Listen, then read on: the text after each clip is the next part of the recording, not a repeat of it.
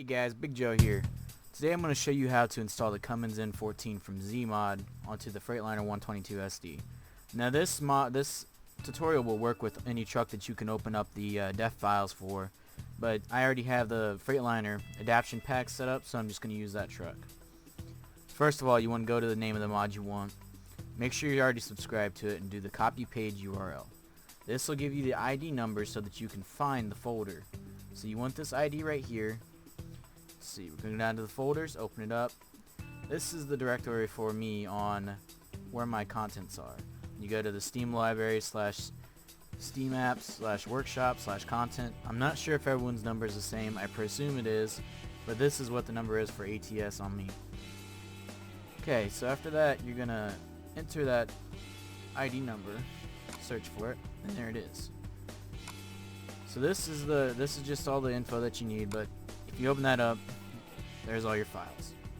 So what I'm going to do is you go open the adaption pack, drag this over, because you kind of want to be respectful. Someone uploaded on Steam. They probably don't want it to be re-uploaded anywhere, even if it's, maybe if it's for your own personal use, but for this I'll just make it into an additional adaption.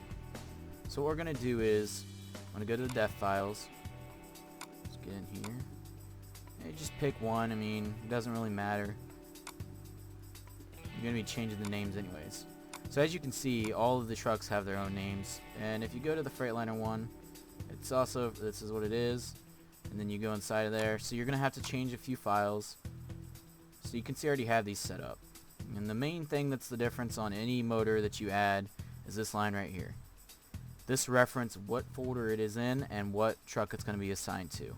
So make sure when you look into your files that you look at the def file and see what the name of it is after the truck. Between the truck and engine, that name is what matters right there. So you're going to see it right there, and I bet if we open up this truck, you'll see that it is the Freightliner XL. So to get this to work with mine, sometimes you have to, add different SUI lines and all that stuff, but these should work since it's from the Steam mod. So I got that open. Let's see what this is actually. Okay, so we'll move that over to anything that's in there, and we're gonna move over. So I'm gonna move. Actually, I'll move it over here. We'll add them to the file.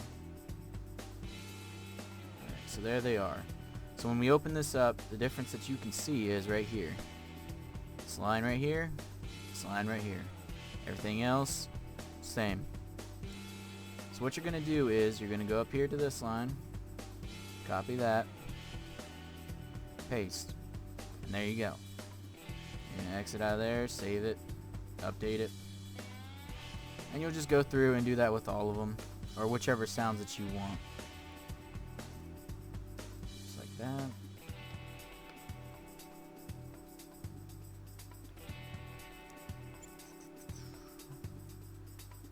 And we'll do the last one just to make sure everything works okay.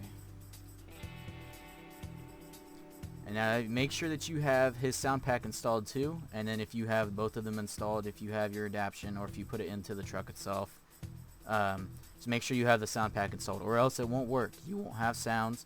It'll show up in your list, but you won't have sounds because it doesn't have the sound to reference.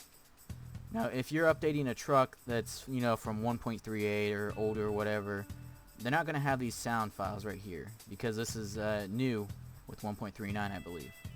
So if you want to update a truck to that, what you got to do is go into your def file, vehicle, truck, and then you're going to find the cabins and the chassis.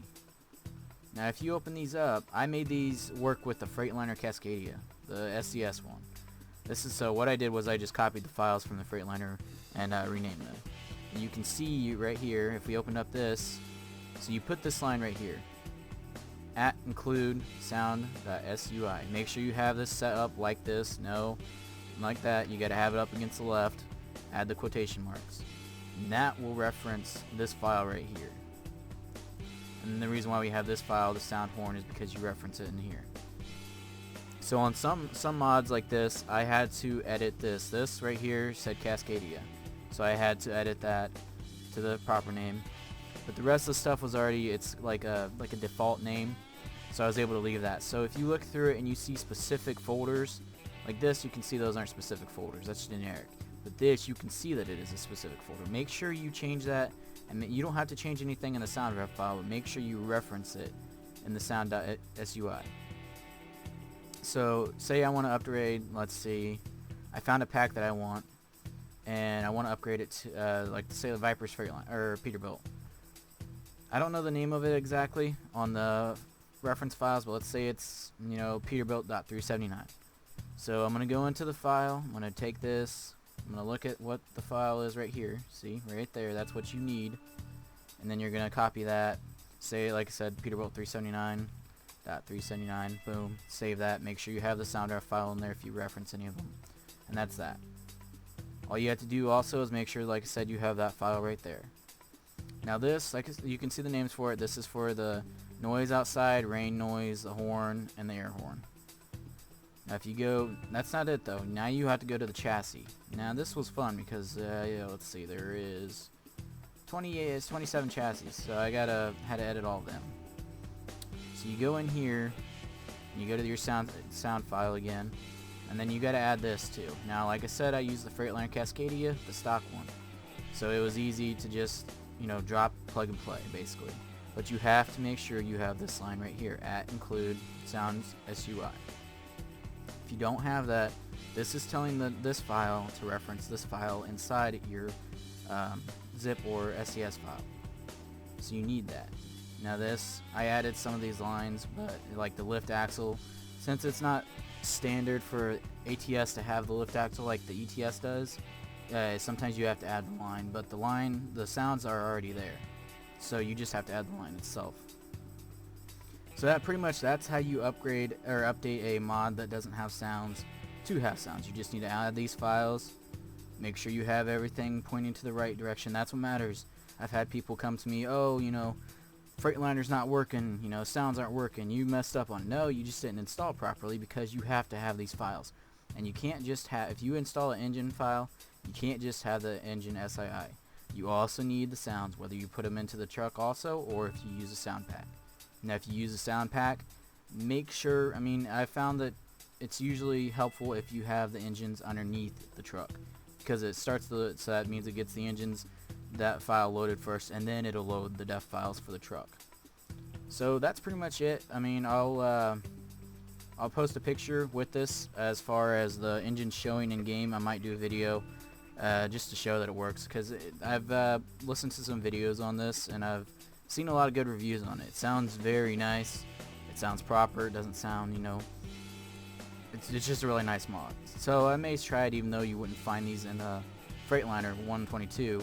I mean, you might on a I don't know, glider kit, but as far as stock, you wouldn't. So I highly recommend checking this mod out. You know, he went all out.